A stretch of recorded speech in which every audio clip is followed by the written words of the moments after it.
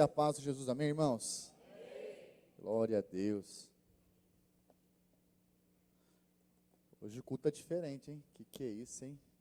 Glória a Deus. Tem chofar de um lado, é chofar que chama? Aleluia. Deus prepara as coisas diferentes, né? Aleluia. Deus é bom. Vamos orar pela palavra?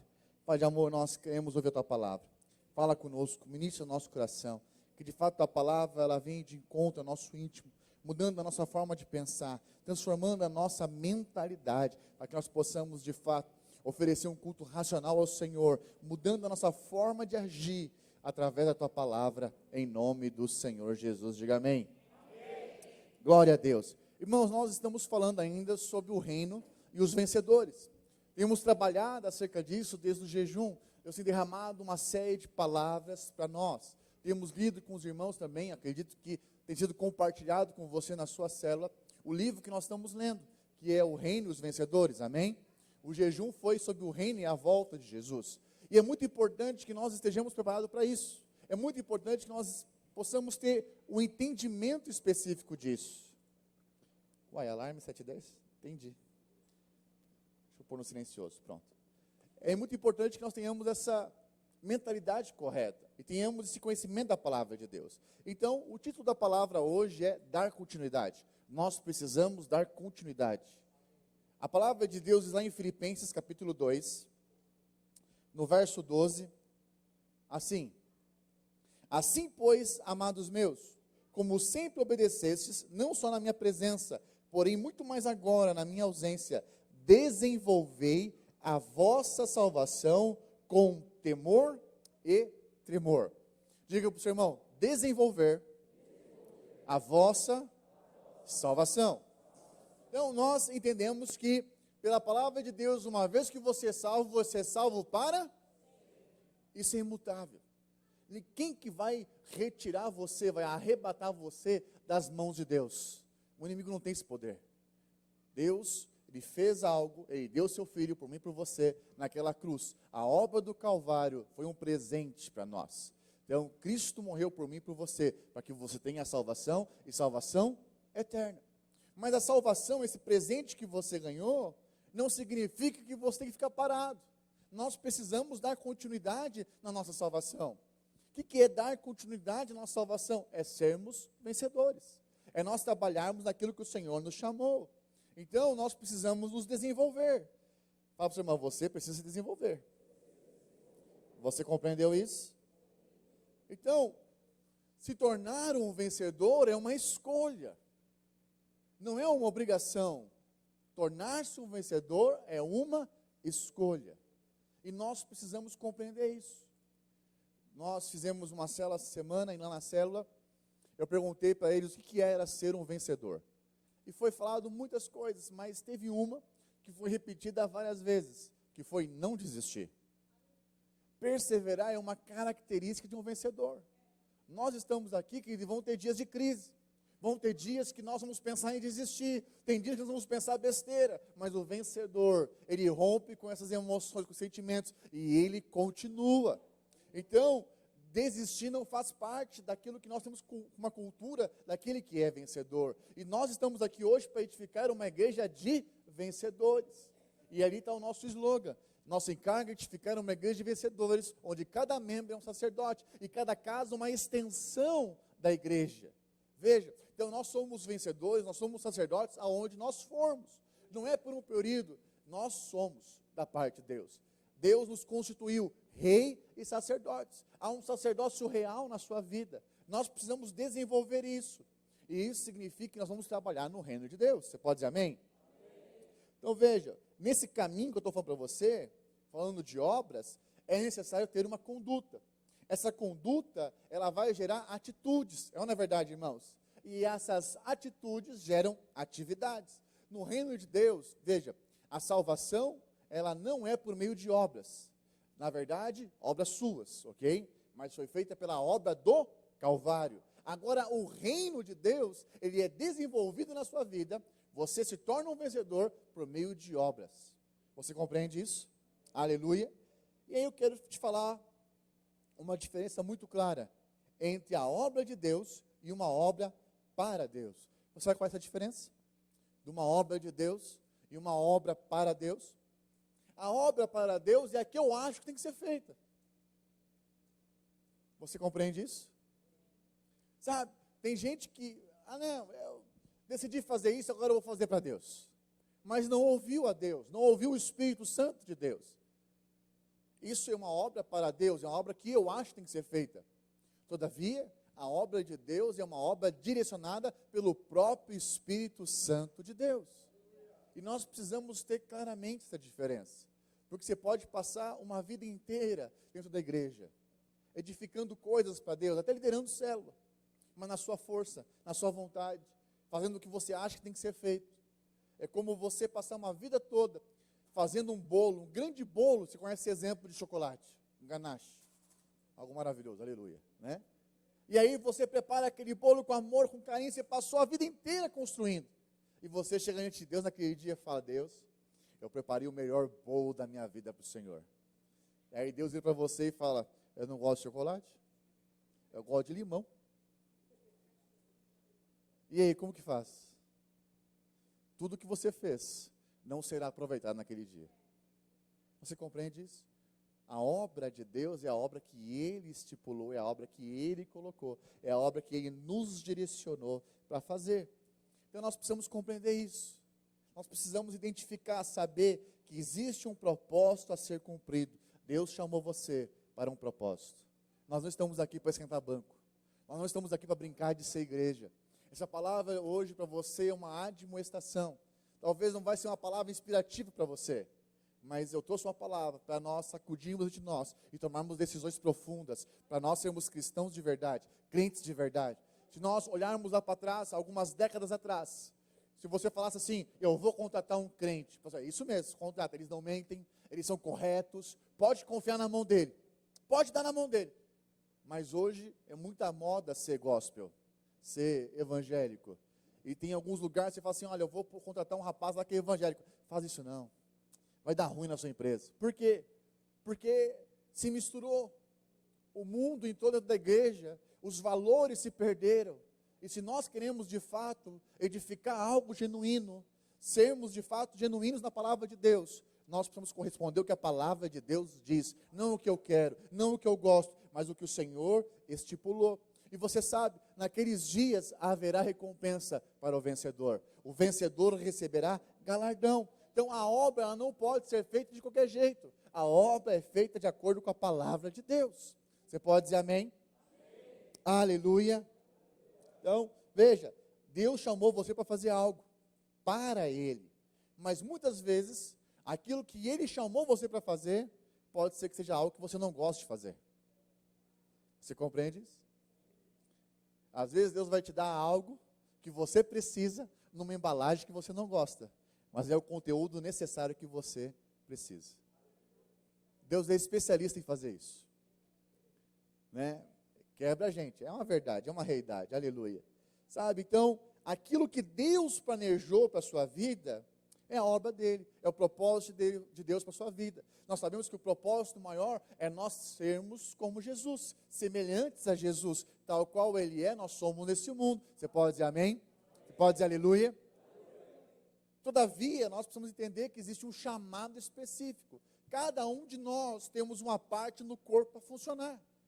Então, se você já estudou um pouquinho de anatomia, e tem alguns que são mais entendidos que outros aqui, o apóstolo Paulo, que cada um de nós tem uma função no corpo. Você compreende isso? Agora imagina que o seu coração fala: não, eu estou cansado de bater. Todo dia sou eu batendo. Todo dia sou eu bombeando sangue.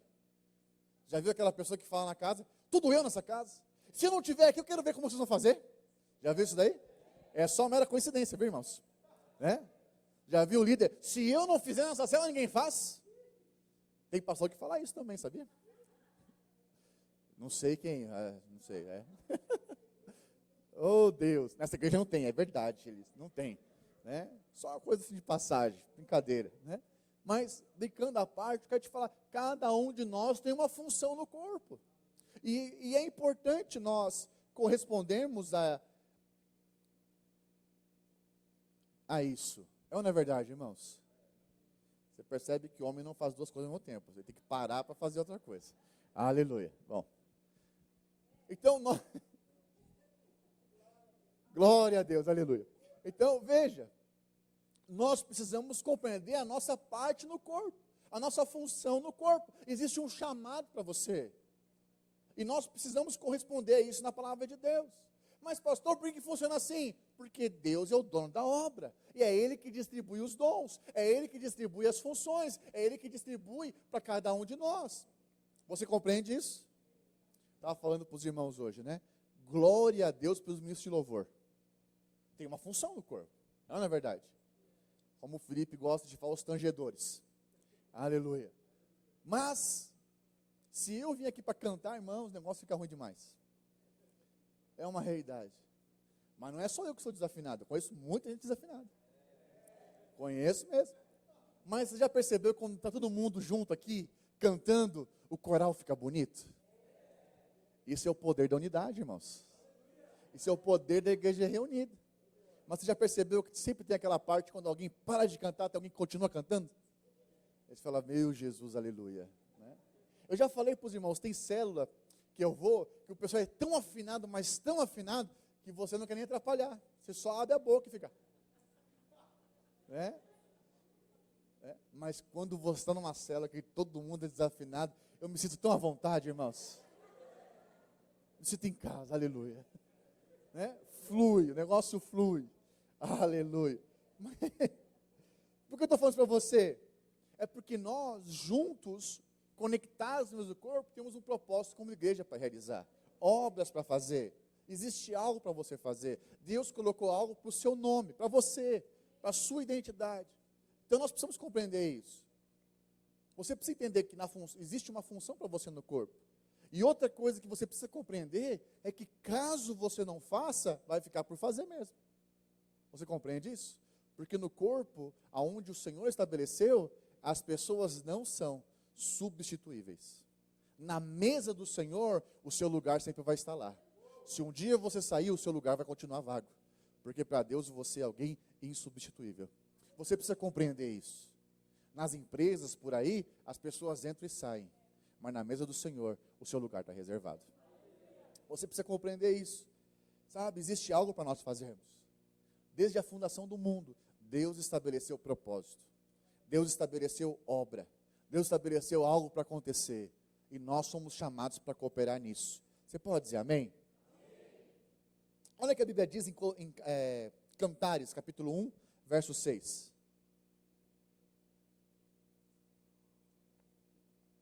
Aleluia. Não olheis para eu estar morena, porque o sol me queimou. Os filhos de minha mãe se indignaram contra mim, e me puseram por guardar as vinhas. A vinha, porém, que me pertence, não a guardei. Fica essa parte aqui, a pessoa queimou um pouquinho no sol. Mas, aqui, ó. A vinha, porém, que me pertence, não a guardei. Existia uma função para fazer, existe algo para guardar, existia algo para realizar. E ela não fez. Você compreende o que estou falando? Sabe, na casa de Deus, você pode cuidar das coisas de Deus. Você pode guardar a vida do seu irmão. Você pode cuidar de alguém. Sabe, cuidar da vida de alguém, irmãos, não significa que você tem todo o conhecimento necessário. Mas você pode ser um irmão mais velho. Que talvez não tenha todo o conhecimento, toda a maturidade. Mas Deus estabeleceu algo para nós juntos, conectados. Não é verdade? Diga para o seu irmão, existe algo específico para você fazer. É interessante que esse livro de Cantares, ele é muito poético, não é verdade? Então tem muitas coisas boas aqui.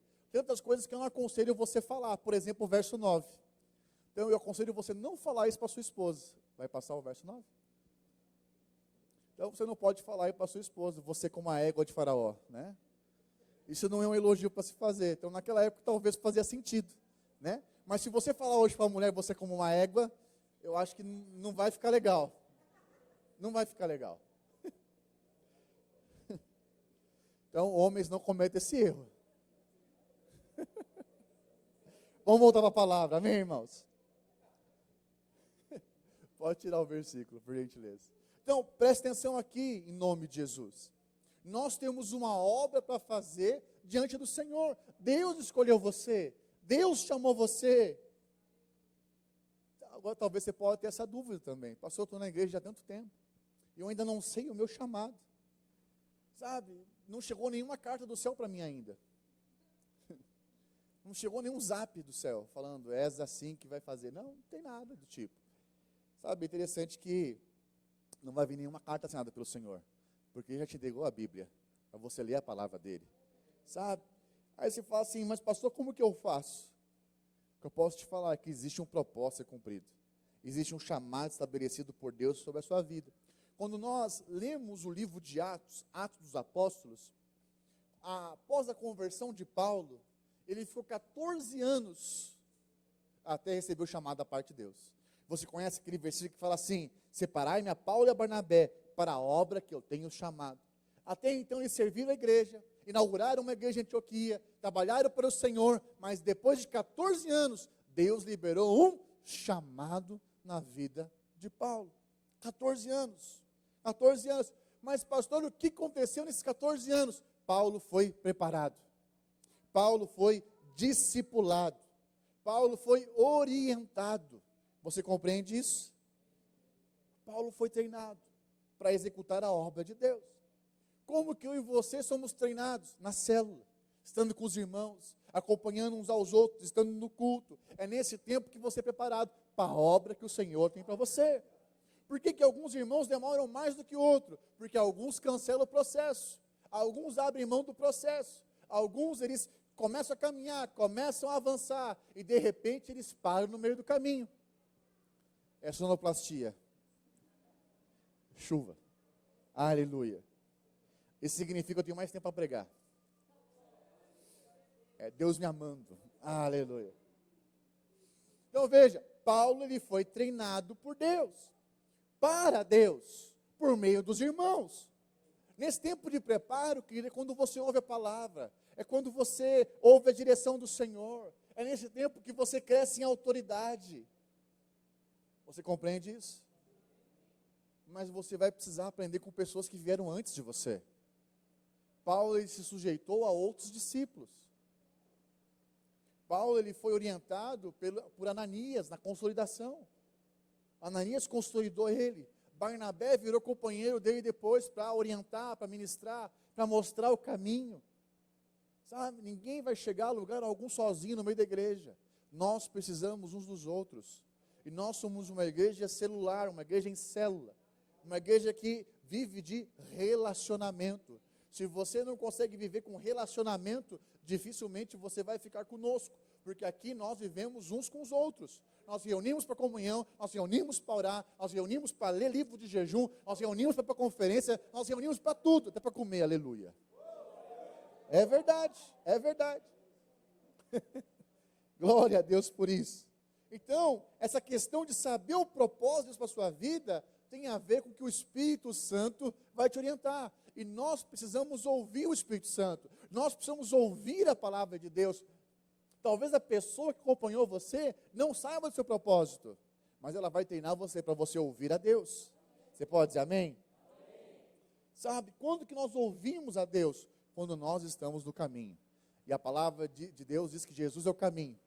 Ele é a verdade e Ele é a vida. Então, como que eu avanço nisso? Debaixo da palavra de Deus. É muito importante você participar de uma célula. Célula é lugar de oração. Célula é lugar de você compartilhar a palavra. Célula é lugar de você abrir o coração. Célula é lugar de você ouvir mais de Deus. Você pode dizer amém? Amém. Como eu avanço também? Através dos cultos de celebração. Esse culto é o culto que você ouve a palavra, que você recebe a palavra, que Deus fala com você, que Deus mostra o caminho, e aí você faz uma escolha, se vai avançar naquilo ou não. Participar de discipulado. O discipulado é orientação pessoal. Ninguém pode mandar na sua vida. Discipulado não é mandar na vida do outro. Discipulado é você estar junto, estar perto e mostrar o caminho de Jesus. Entende? Discipulado é formar Cristo nas pessoas, não é formar outra pessoa igual a mim. A igreja não é formada nessa questão de uniformidade, todo mundo com o mesmo uniforme, não. A igreja ela pode viver em unidade, cada um sendo diferente do outro, mas todos temos Cristo como alvo. Você pode dizer amém? Amém. Aleluia. Então, quando nós somos chamados para fazer algo para Deus, não é qualquer obra, é aquilo que Deus designou para você. Aquilo que Deus designou para você pode ser diferente daquilo que Deus falou para que eu possa fazer. Entende isso? Cada um de nós podemos ter chamados diferentes, conectados no mesmo alvo, que é edificar a igreja do Senhor. Aleluia! Veja, lá em Efésios, capítulo 4, no verso 11, a palavra de Deus diz assim: e Ele mesmo concedeu uns para apóstolos, outros para profetas, e outros para evangelistas, e outros para pastores e mestres. A gente pode continuar dizendo que Deus designou um para ser intercessor, outros para abrir a casa para serem anfitriões, outros Deus designou para serem líderes de célula, para serem discipuladores, para serem anjos da guarda, para serem aqueles que vão avançar em Cristo, para serem aqueles que vão ser excelentes consolidadores, evangelistas. Você compreende isso?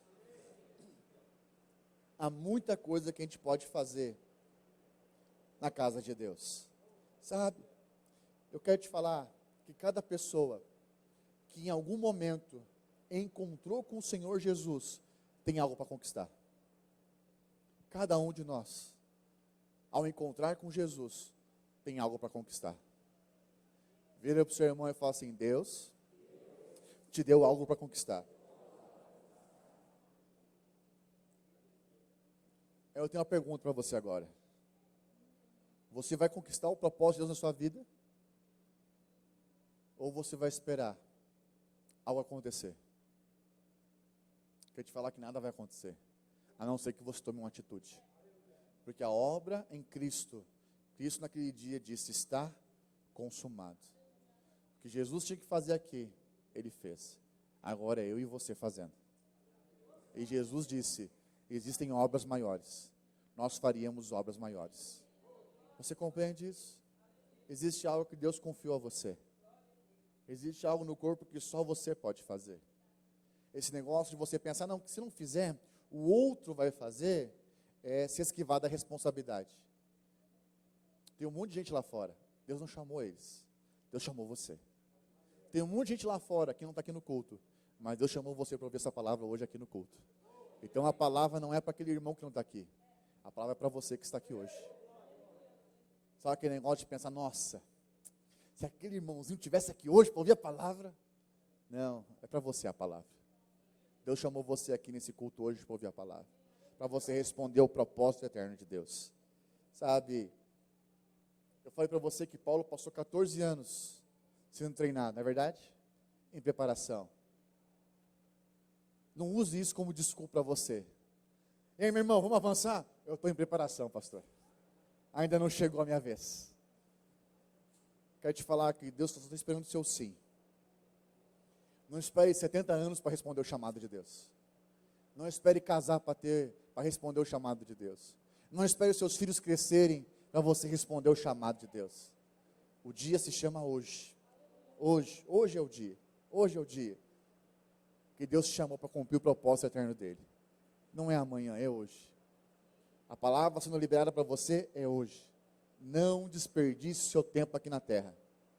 Não desperdice. Quando nós nascemos com um tempo determinado. Nós não sabemos os dias. Nós não sabemos a quantidade de dias que nós temos. Mas nós sabemos algo. Deus liberou um tempo para nós vivermos aqui.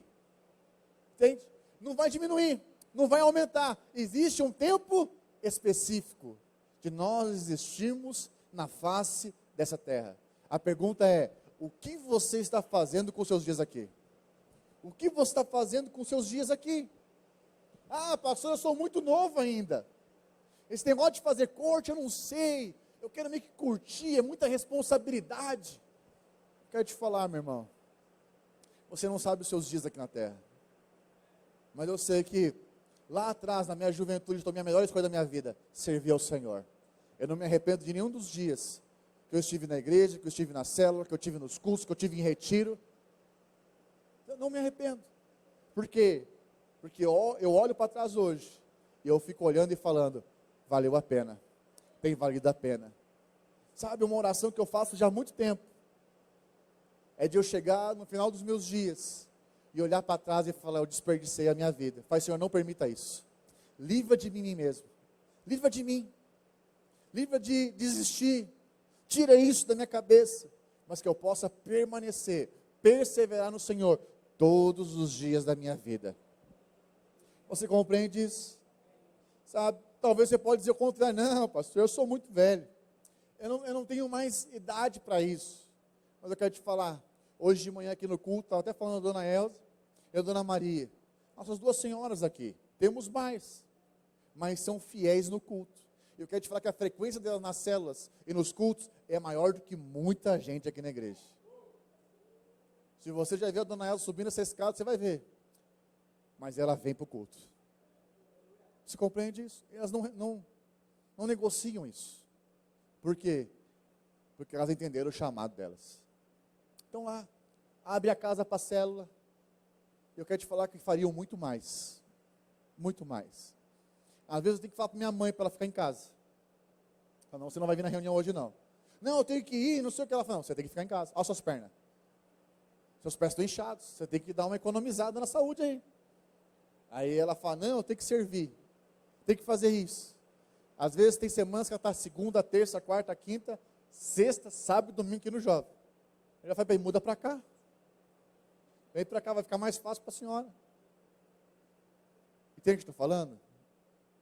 Enquanto tem alguns com disposição demais, tem outros que têm disposição nenhuma. O que eu estou te falando é que tem que ter um equilíbrio.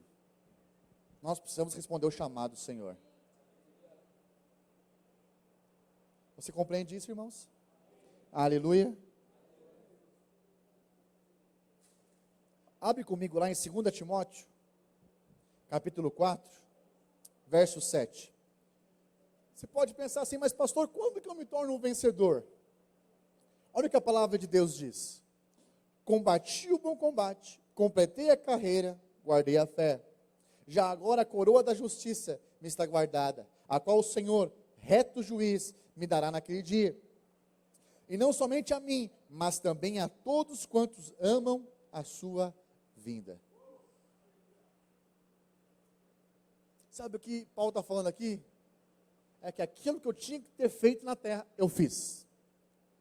O propósito que o Senhor estabeleceu na minha vida, eu cumpri. É como Jesus naquele dia, quando ele chegou na cruz e falou, está consumado. Tudo que eu tinha que fazer, foi feito.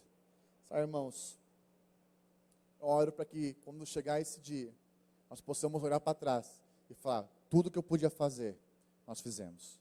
Tudo que eu podia doar, foi doado. Toda a energia que podia ser empregada, foi feita. Essa é a forma, verdadeiramente, de um cristão se despedir do mundo. É falar, eu fiz tudo aquilo que o Senhor me pediu para fazer. Eu vivi tudo aquilo para o Senhor. Sabe, não pode ser de qualquer forma. A obra tem que ser feita da maneira dele. Você compreende isso? Lá em 2 Timóteo, capítulo 2, no verso 5, a palavra de Deus diz assim, igualmente, o atleta não é coroado se não lutar segundo as normas. Então veja, no reino de Deus existem princípios. No reino de Deus existe forma, existe uma maneira, existe algo a ser seguido. Você conhece a história do porco voando? Já ouviu essa história algum dia? Diz que um membro de uma igreja entrou, correndo e falou, pastor, tem um porco voando lá fora. O pastor imediatamente saiu e foi olhar o porco voando. Aí esse crente começou a rir. Pastor, você é muito inocente, não existe porco voando. Aquele pastor respondeu para o menino, é mais fácil ver um porco voando do que um crente mentindo. Sabe, mas é comum hoje as pessoas usarem de mentira. Você compreende? Você foi chamado para viver princípios da palavra de Deus. Você compreende o que estou falando? Vamos prosseguir, 1 Coríntios 9, verso 25. Aleluia.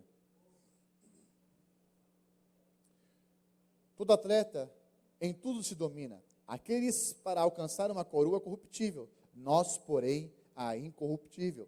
Assim corro também eu, não sem meta, assim luto, não como desferindo os golpes no ar, mas esmurro meu corpo e o reduzo à escravidão, para que, tendo pregado a outros, não venha eu mesmo ser desqualificado. Eu volto a te falar, existem normas, existe uma maneira de ser cristão, sabe? Alguns falam, não, eu não sou cristão como os outros, né? Tem muito crente aí que o mundo não gosta, né? Que as pessoas criticam. Eu sou o crente legal. Dificilmente o mundo vai achar um crente legal e vai te achar de chato. O cara que insiste para ir para a igreja, alguém que não mente, que não dá desculpa, alguém que não negocia os valores da palavra, que não troca o culto por algo diferente, entende? Mas só um culto, só um final de semana, não pega nada. Você entende o que eu estou falando? Veja, existe algo se nós queremos ser vencedores. Existe uma corrida para nós corrermos. E nós não podemos correr de qualquer forma. Você compreende isso? Todo esforço nessa obra, todo empenho, vai nos preparar para a eternidade. Se você achar, como alguns já falaram, eu tenho uma eternidade ainda para mudar, você não entendeu nada. Porque o tempo de nós fazermos algo é agora. O tempo de nós respondermos ao Senhor é agora. Na eternidade, nós vamos desfrutar daquilo e como nós vivemos aqui. Porque se nós não formos vencedores naquele dia, certamente, nós vamos sofrer dano. A palavra de Deus diz para nós edificarmos, construirmos em cima do fundamento que é Cristo. Em outra passagem, fala para nós construirmos em cima da rocha ou em cima da areia, a edificação. É ou não é verdade, irmãos? E naquele dia vai ser provada a nossa construção, a maneira que nós estamos edificando a nossa vida. Sabe? Nós precisamos ter pessoas como referência em nossas vidas. Nós precisamos ter exemplos de fé, mas não baseie a sua vida na vida do outro, porque tem muitos que vivem de aparência e não têm realidade espiritual. Cuide da sua edificação, cuide da sua construção no Senhor. Você entende isso? Aleluia. Paulo está falando aqui que aquele que não esmurra o próprio corpo, que não se abstém das coisas da carne, aquele que não dá liberdade para a obra do Espírito, esse pode ser desqualificado. Eu não sei se você já passou por alguma coisa que você fez tudo certinho, colocou tudo ali, na sua cabeça você fez certo, mas chegou na hora de ser avaliado e falou, não, estava certo não. É como no exame de habilitação. Você achou que você foi bem, mas você não deu seta. Reprovado. Não, mas eu só encostei na guia. Reprovado. Eu estou brincando com os irmãos, não é assim naqueles dias. Mas eu estou te falando que a obra de Deus não pode ser de qualquer forma. Deixa eu te mostrar outro texto. Lucas 19. Verso 11.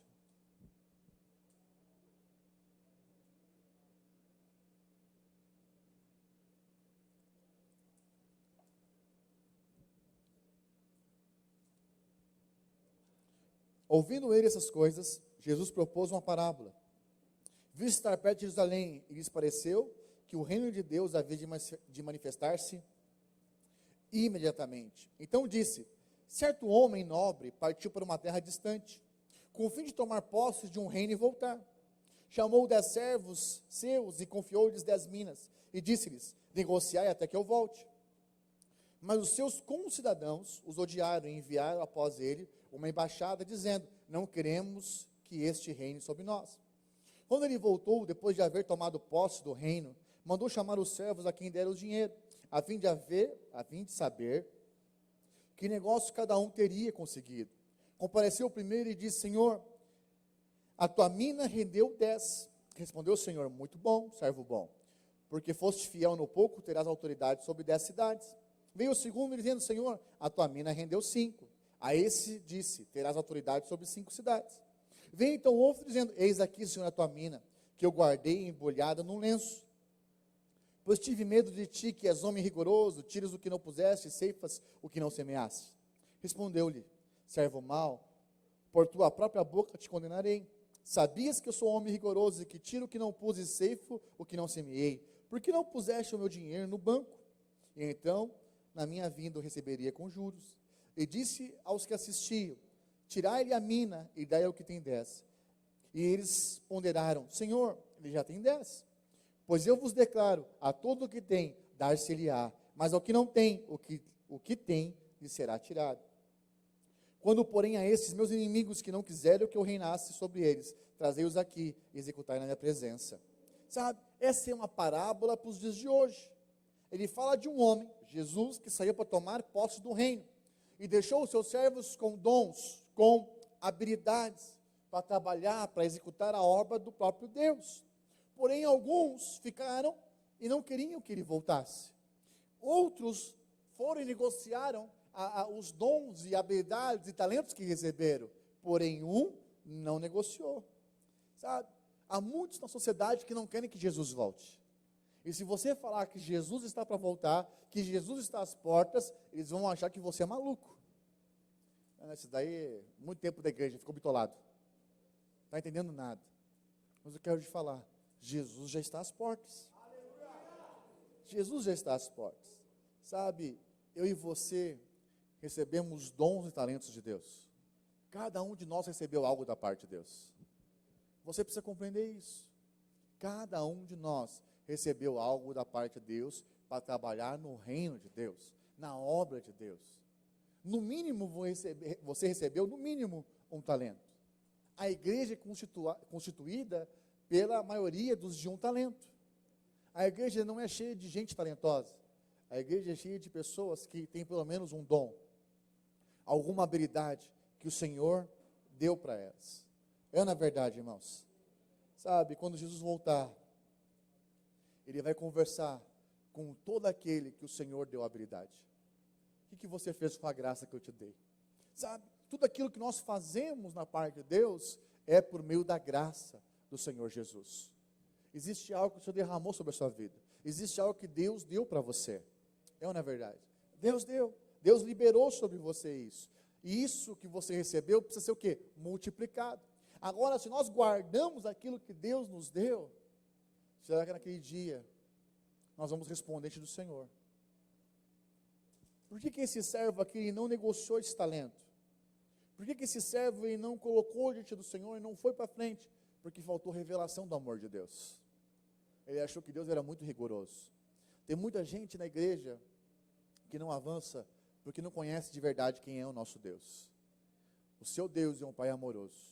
O seu Deus, Ele ama você. Deus, Ele ama você. Você compreende o que eu estou falando? Talvez você está aqui hoje e fale, não, mas eu nem queria mexer com isso. Vai dar trabalho. Não, mas se der alguma coisa errada eu estou perdido. É como esse homem de um talento. Mas eu quero te falar, Deus confiou algo a você de acordo com a sua capacidade. Deus não vai te dar nada maior que você não possa suportar.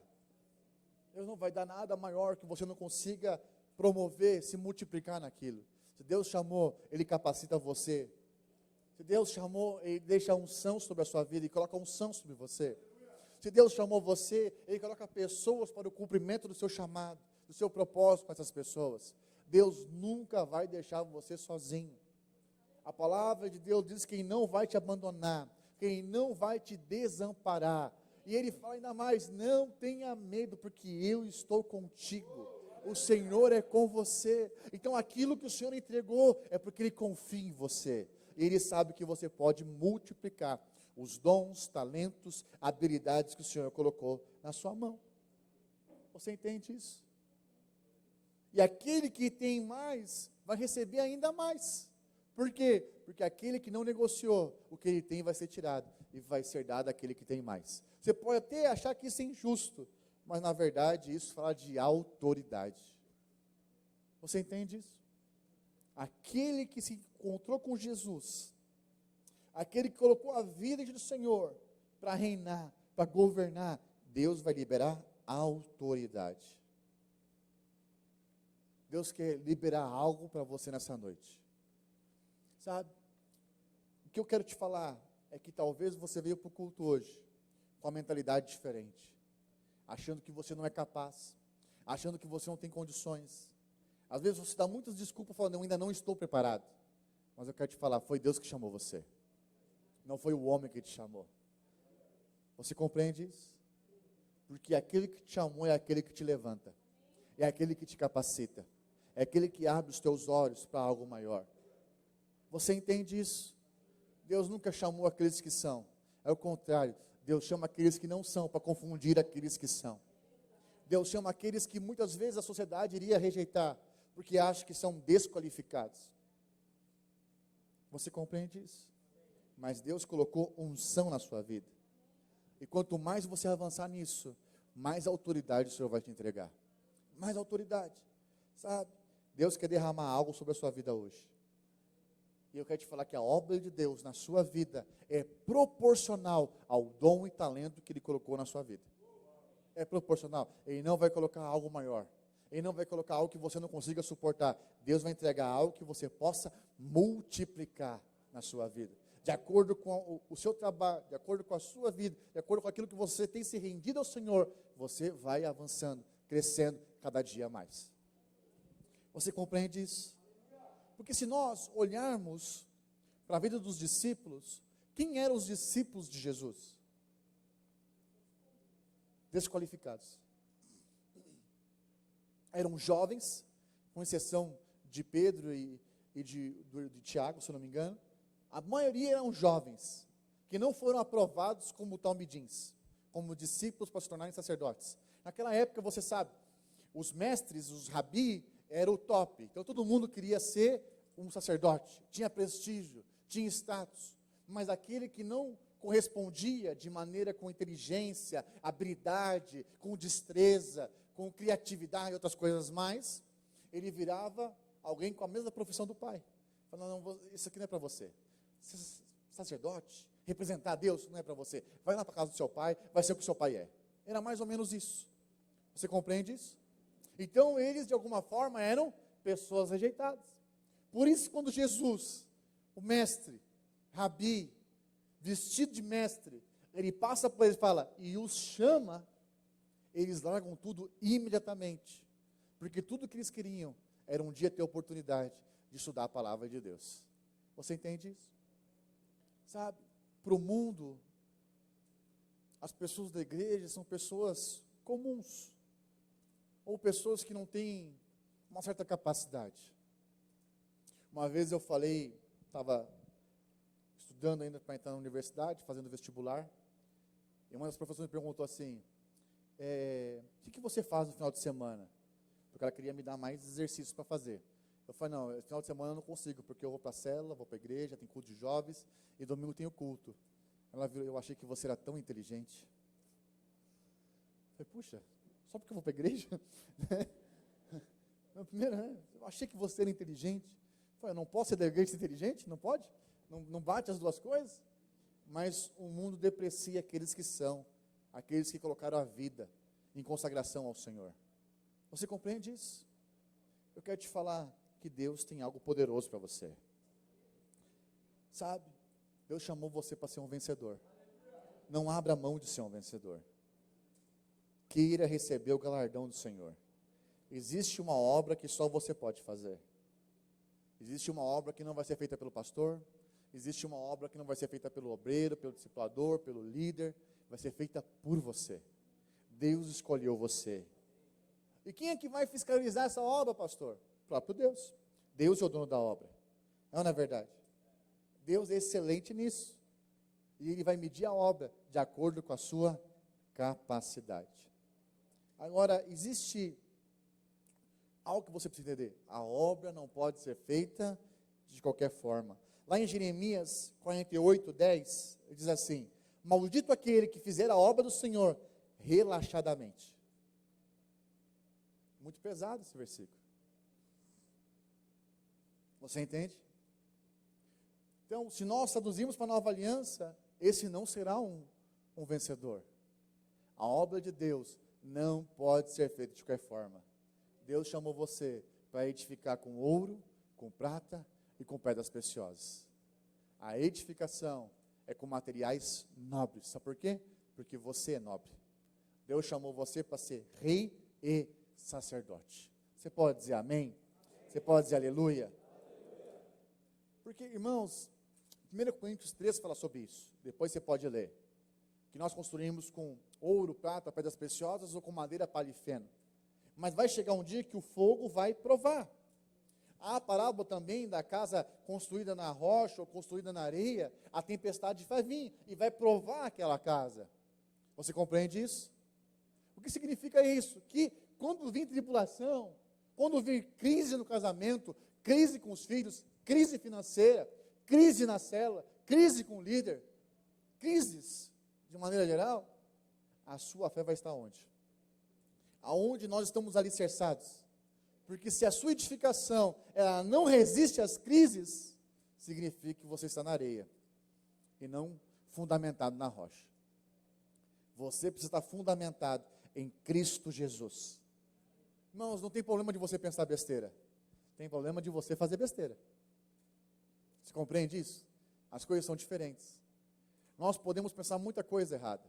Nós podemos pensar muita besteira. Mas a graça de Deus nos permite ficar firme e não fazer a besteira. É tudo por meio da graça. É o Senhor que nos capacita. É o Senhor que nos sustenta. É ou não é verdade, irmãos?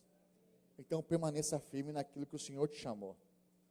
Porque se a construção balançar, se ela estiver na areia, provavelmente tudo aquilo que você construiu vai ruir.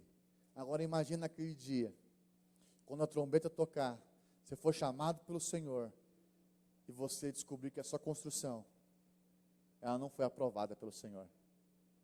Eu não quero chegar naquele dia e ter esse sentimento. Eu quero começar a edificar a partir de hoje, para entender e ouvir do Senhor, servo bom e fiel. Entra no gozo do seu Senhor. Porque vai chegar um dia, que nós vamos ser chamados pelo Senhor. E nós seremos julgados, não pela salvação, mas nós seremos julgados pelas obras que nós fizemos. E de acordo com as obras, nós receberemos recompensa, galardão. Você compreende isso, irmãos? Sabe, construir na areia é uma construção mais fácil. É uma construção mais rápida. Mas construir em cima da pedra angular que é Cristo, a rocha é Cristo, vai precisar de trabalho, vai precisar de esforço, vai precisar de aprofundar, vai precisar de ter tempo para isso. Isso é trabalho. Então, a maneira como nós edificamos a nossa vida depende daquilo que você quer construir. Porque se você quiser construir algo fácil, também vai fácil. Mas se nós queremos construir algo para a eternidade, nós precisamos começar a partir de hoje, fundamentados na verdade que é Cristo. Eu quero te contar uma parábola, a última parábola. Na verdade, uma mensagem específica para a igreja. Apocalipse, capítulo 2, verso 1.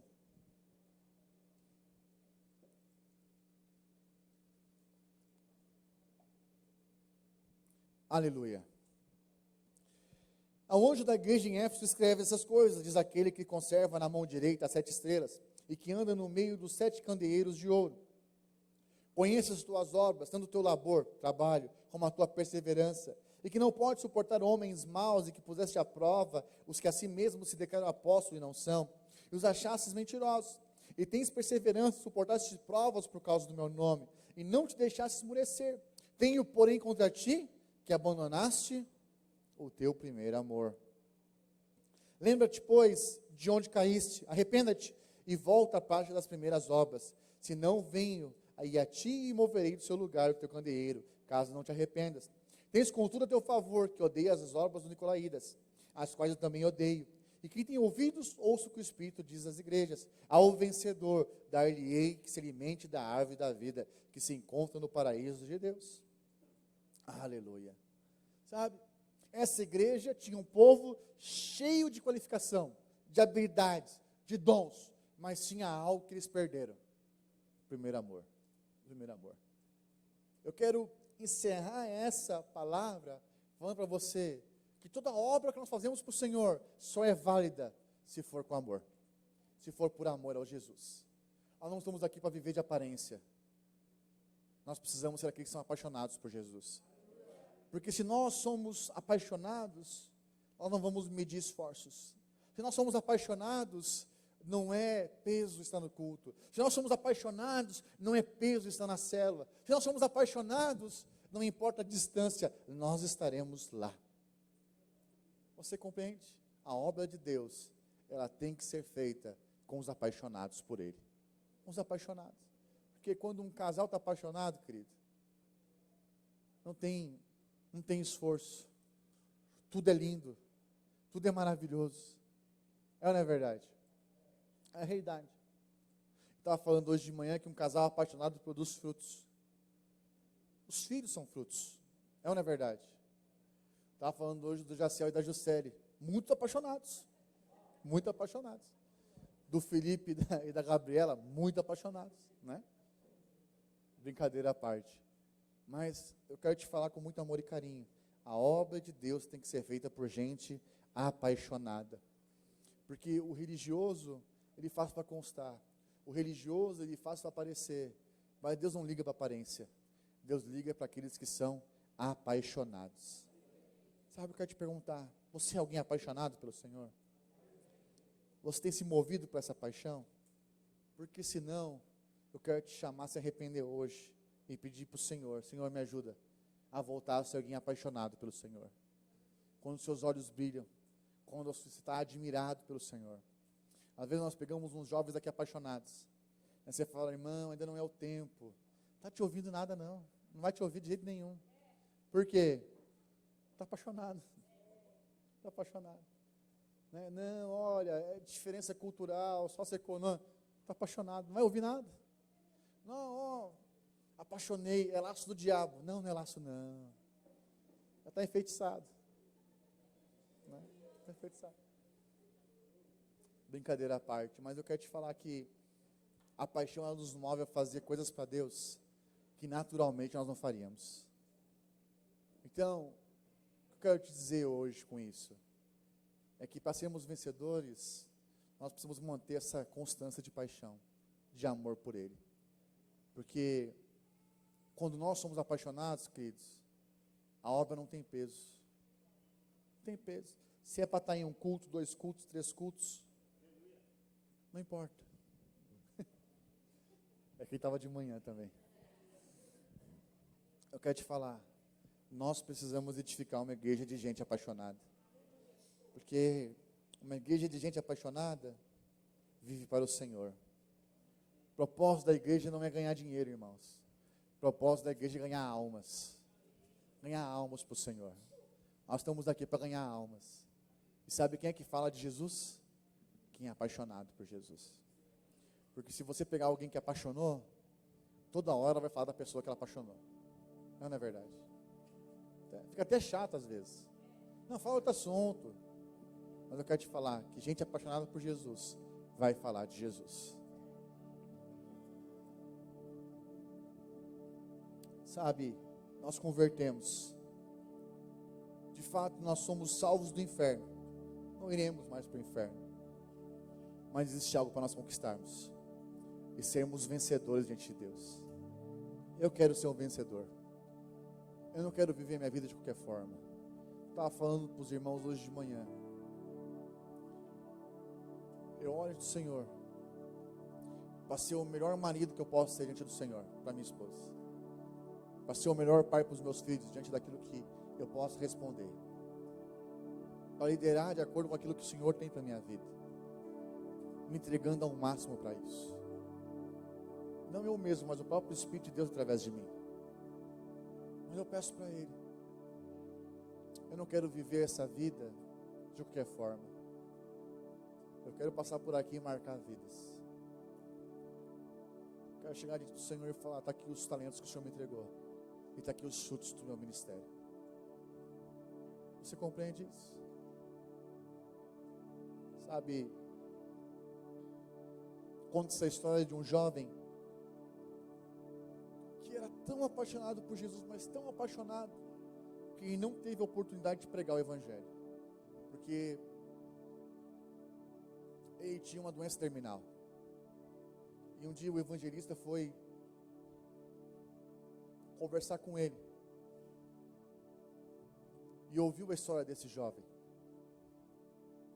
E ele falou o seguinte para aquele jovem: eu vou contar onde você for da sua paixão por Jesus. E no dia que eu contar as almas que se converterem, eu vou pedir para o Senhor que sejam colocadas diante de você. Esse jovem foi o Charles Finney, o evangelista Charles Finney. Um grande mover de Deus aconteceu na vida desse homem. E por onde ele passou, ele contava essa história. E pessoas se convertiam. Aquele jovem que morreu por causa de uma doença terminal, não teve a oportunidade de pregar, mas alguém pregou por ele, alguém anunciou o evangelho por ele, porque tinha paixão pela obra de Deus. Existem muitas pessoas que não têm a oportunidade que você tem, não têm o tempo que você tem, não têm a saúde que você tem, e gostariam de fazer tudo aquilo que você pode fazer. Não dê desculpas. Seja alguém apaixonado por Jesus. Sabe, o Senhor nos chamou para algo muito maior do que nós mesmos. Existe uma obra para ser edificada, irmãos. Existe algo para nós fazermos nesses dias. Se nós queremos que essa igreja cresça, nós precisamos de gente apaixonada. Nós queremos que as células cresçam e se multipliquem. Precisa de homens e mulheres apaixonados que vão assumir as novas células, que vão abrir as suas casas para o Senhor Jesus, que serão uma extensão da igreja para conquistar a nossa geração para Cristo. Você entende isso? Existe algo que só você pode fazer.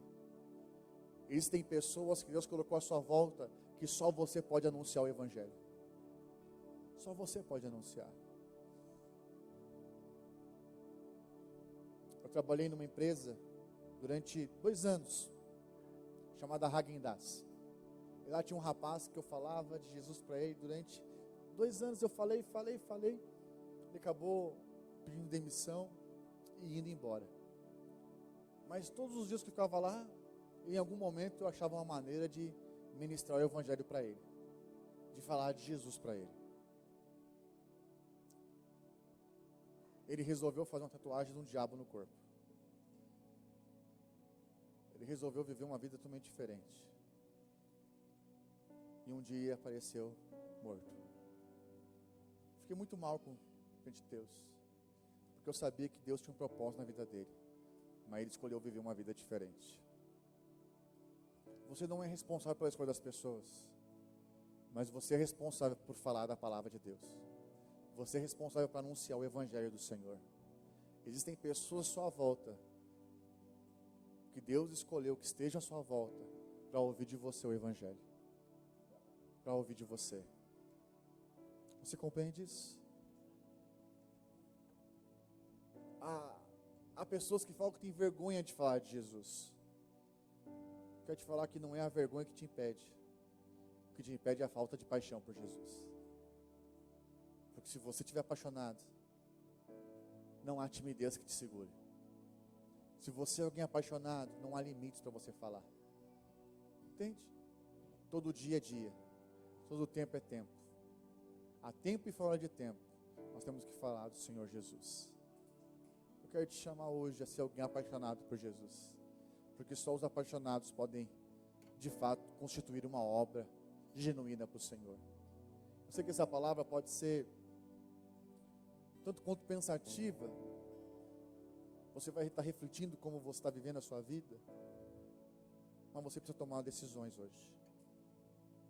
Eu vim hoje para sacudir a sua fé mesmo. É muito legal a gente se reunir em célula, irmãos. É muito legal a gente fazer parte de um grupo de pessoas que são a comunidade da fé. Mas Deus te chamou para algo muito mais profundo. Deus te chamou para algo que nós vamos viver na eternidade. Se você está aqui hoje e fala, Senhor, talvez eu não tenha essa paixão dessa maneira, eu te falar, o Senhor não vai te condenar por isso, mas que você possa buscar ser alguém apaixonado pelo Senhor. Existem momentos e fases da vida cristã que nós desanimamos. Alguns ficam até mais frios do que outros, mas é só você encostar de alguém que está quente. Encosta alguém perto de você que seja quente, você vai ficar quente novamente. É por isso que a célula está lá, para motivar você muitas vezes quando você não quer. Eu não quero brincar de ser igreja. Eu não estou aqui brincando de ser pastor.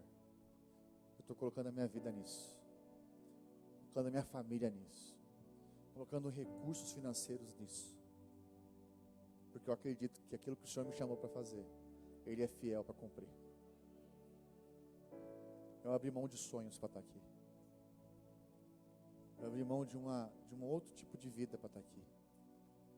porque a outra vida não era igual a essa aqui é muito melhor.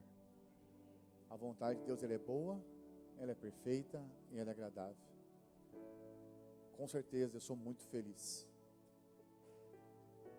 Mas eu quero te falar que essa igreja ela pode ser muito maior. Quero te falar que nós podemos atingir muitas outras casas nesse bairro. Muitos casamentos serão restaurados. Muitas famílias serão restituídas. Muitos filhos serão livres das drogas. Muitos pais se converterão e restaurarão a autoridade na família. Muitas pessoas que estavam quebradas serão prósperas em nome do Senhor Jesus. Há muitos ainda que serão curados pelo Evangelho. Hoje de manhã mesmo, eu recebi um testemunho e eu falei para essa pessoa estar aqui. Falei, pode chamar essa pessoa para estar aqui. Ela vai contar o testemunho que ela foi curada de um câncer. Deus cura câncer, irmãos. Deus não é impossível isso para Deus. Quero te falar. Quando há paixão na célula, o mover de Deus também se manifesta lá. Eu quero chamar você para ser alguém apaixonado pelo Senhor. Não viver de qualquer forma. Culto de domingo, a célula, não é um tempo para você passar. É um tempo para você ser edificado, animado, fortalecido para buscar as coisas do Senhor. A palavra é muito clara. Buscai as coisas lá do alto. Não é as coisas desse mundo. Buscai em primeiro lugar o reino de Deus. E as demais coisas vos serão da forma que você é. Da forma que Deus te fez. Existem pessoas para serem ganhas para Ele. Há muitas pessoas novas aqui no culto hoje. Há outros que eu já não vi há algum tempo. Mas eu quero te falar, existe um propósito de Deus para a sua vida. Não desperdice a sua vida. Não desperdice seus dias na terra com coisas que daqui a um tempo não vão existir. Põe a sua vida nisso. Existe uma unção que Deus derramou sobre a sua vida. E essa unção, ela não é retirada da sua vida. Uma vez que Deus liberou, Deus testifica isso sobre você. Entende? Deus não retira de você o dom. Os dons são irrevogáveis. Uma vez que Deus te chamou, Ele pode te capacitar. Quantos compreendem isso? Digo amém. Eu queria chamar você a ficar de pé.